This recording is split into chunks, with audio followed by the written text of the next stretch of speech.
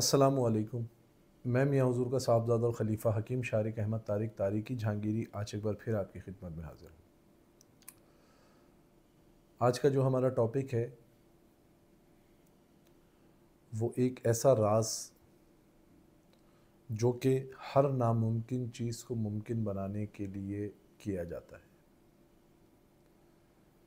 ये एक ऐसा ख़ास अमल है कि जो सिर्फ़ किया ही तब जाता है जब वो चीज़ बज़ाहिर नामुमकिन दिख रही हो, और हर हरबा, हर तरीका, हर चीज़ अपना ली हो उस नामुमकिन चीज़ को मुमकिन करने के लिए। तो ये एक अमल, ये तरीका अपनाया जाता है।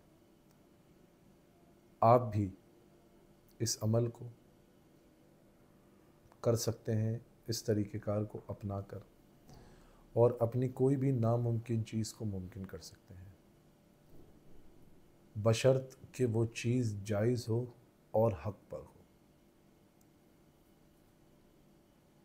सूरह नमल की आयत नंबर 22 से लेकर आयत नंबर 31 तक आपने आयत 22 से लेकर आयत 31 तक इन तमाम आयतों को जोड़कर रोज़ाना की बुनियाद पर 11 मरतबा पढ़ना है, और ये अमल आपने तहज्जुद नमाज में पढ़ना है, और अल्लाह रब्बुल इज़्ज़त से अपनी नामुमकिन चीज़ जो आपको बज़ाहिर नामुमकिन नज़र आ रही है उसको मुमकिन होने की दुआ करनी है।